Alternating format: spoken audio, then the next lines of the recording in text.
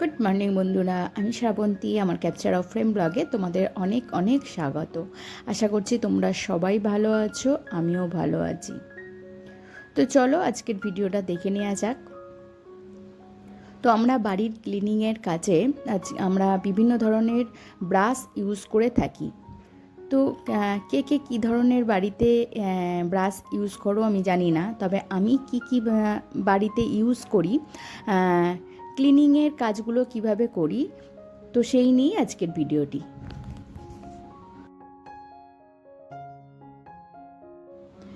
তো বিভিন্ন ধরনের ব্রাশ আমাদের দৈনন্দিন কাজকে কিভাবে সহজ করে তোলে, আর আমাদের কাজকর্মগুলো ক্লিনিংয়ের খুব সহজেই শেষ হয়ে যায় তাড়াতাড়ি, যার ফলে কিন্তু আমরা অন্যান্য কাজকর্মগুলো খুব তাড়াতাড়ি করে নিতে পারি। রান্নাঘরের কাজ বলো বা ক্লিনিংয়ের, বাড়ির রুমের ক্লিনিং বলো বা যে কোনো জায়গার ক্লিনিং বলো, আমরা কিন্তু বিভিন্ন ধরনের ব্রাশ ইউজ করে থাকি।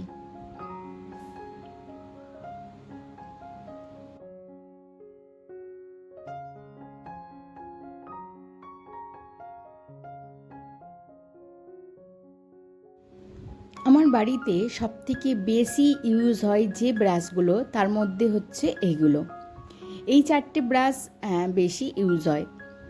তার মধ্যে হচ্ছে সবথেকে ছোট যে ব্রাশটা, এই যে আমরা যে ব্রাশে দাঁত মাজি, তো এই ব্রাশ সব থেকে কাজের, আর এই ব্রাশগুলোই কিন্তু আমার বেশি কাজে লাগে। এই যে চিরুনি ক্লিনিং থেকে আরম্ভ করে আমরা যে সিঙ্ক ব্যবহার করি, কলের যে ট্যাপ, তার চারিদিকটা পরিষ্কার করা থেকে, অথবা প্রেশার কুকারের ঢাকনায় অনেক সময় ডালের কোনা ঢুকে যায়, তারপরে সাবানের টুকরো লেগে থাকে, সেইগুলো পরিষ্কার করা থেকে,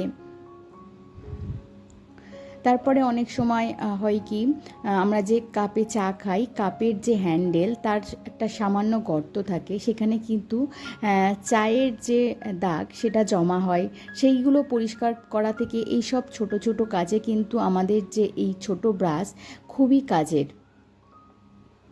তো ধোয়ার পরে আমরা যদি এইভাবে ব্রাশ একবার ইউজ করে নিই, এর চারপাশে যদি ময়লা থাকে সেগুলো কিন্তু বেরিয়ে যাবে।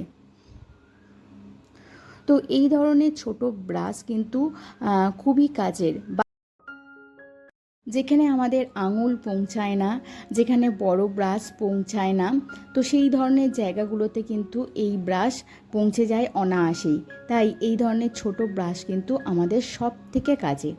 নেক্সট আসি, আমার মেয়ের ওয়াটার বোতল, এটা রোজই পরিষ্কার করতে লাগে।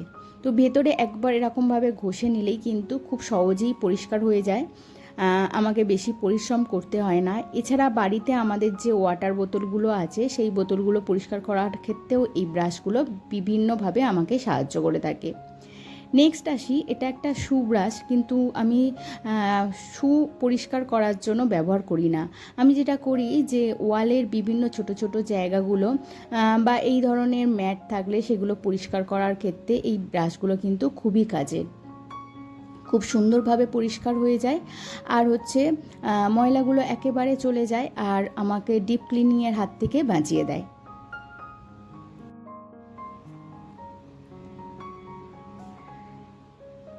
নেক্সট আসি, এই বড় ব্রাশটা, এটা আমার যে পাপোশ আছে বা এই ধরনের বড় ম্যাট বা বিছানার যে তোশক থাকে, তারপরে যে ম্যাট থাকে, তো এই ধরনের জিনিসগুলো পরিষ্কার করতে এটা ভীষণ কাজের। এরকম বক্সগুলো পরিষ্কার করতেও এটা ভীষণভাবে কাজে লাগে, তাই ওই ব্রাশটা কিন্তু আমার অনেক সাহায্য করে। নেক্সট আসি, এইরকম জানালা ক্লিনিংয়ের ক্ষেত্রে এই ধরনের একটা ব্রাশ, এটা যাতে বেশি নোংরা না হয় তার জন্য আমি এর মধ্যে একটা ওয়াইপস দিয়ে দিলাম। তো এই ওয়াইপসটা যেহেতু ভিজে থাকে, তাই ময়লাগুলো কিন্তু তাড়াতাড়ি টেনে নেবে। আর দেখো কত ময়লা পড়েছে। তো সুন্দরভাবে পরিষ্কার হয়ে গেছে। এটা নোংরা হয়ে গেলে এটা চেঞ্জ করে আবার একটা লাগিয়ে নেব। তো একটু সরে গিয়েছিল, তাই ধারগুলো একটু নোংরা লেগে গেছে। তো লম্বালম্বিভাবে নিলে হয়তো অতটা লাগতো না, এরপর আমি লম্বালম্বিভাবে ইউজ করছি। তো দেখো অনেকটা ক্লিন হয়ে গেছে, প্রায় পুরোটাই ক্লিন হয়ে গেছে বলতে পারো। জাস্ট 2টো ওয়াইপস ইউজ করেছি, তাতেই কিন্তু সুন্দরভাবে ক্লিন হয়ে গেছে।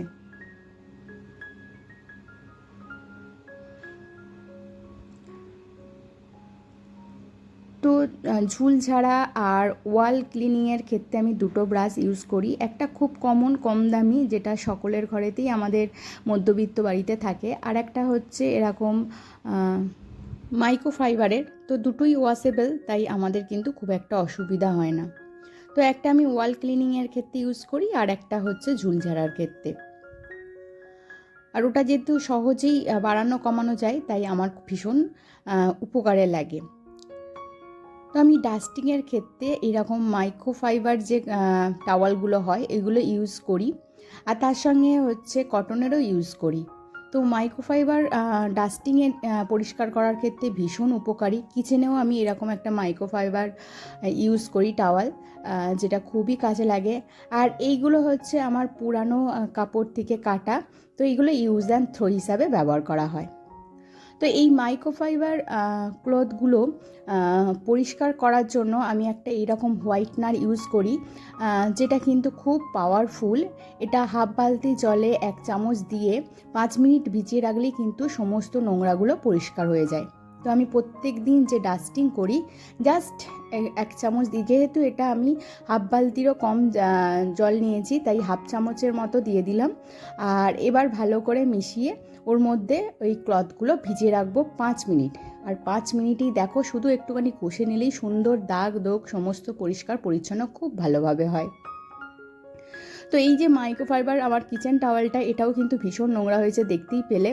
আর ওটা ডাস্টিংয়ের জন্য ইউজ করেছি, ওর মধ্যে ধুলো লেগে আছে। তো দুটোই আমার ভীষণ কাজে লাগে ডাস্টিংয়ের ক্ষেত্রে, ক্লিনিংয়ের ক্ষেত্রে। তো দেখো এবারে সুন্দরভাবে দাগগুলো কিন্তু পরিষ্কার হয়ে গেছে। জাস্ট প্লেন জল দিয়ে এবার ধুয়ে নেব।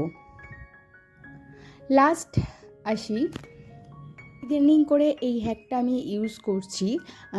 তো আগে আমি সিঙ্কের মধ্যেই হচ্ছে মাংস ফেলে ধুতাম, কিন্তু ডক্টররা বলছে আর কি যে এইভাবে কিন্তু মাংস ধোয়াটা উচিত নয়। মাংসের মধ্যে অনেক রকমের জীবাণু থাকে, যেটা হচ্ছে ছড়িয়ে ছিটিয়ে যায়। তাই এরকম 5 মিনিট নুন জলে ভিজিয়ে রেখে তারপরে ক্লিন করে নিলে সুন্দরভাবে কিন্তু জীবাণুমুক্তভাবে পরিষ্কার হয়। তো এটা আমার ব্রাশ সংক্রান্ত নয়, যেহেতু চিকেনটা আজকে হচ্ছিল, ক্লিনিং করছিলাম, তাই তোমাদের সঙ্গে একবার শেয়ার করে নিলাম।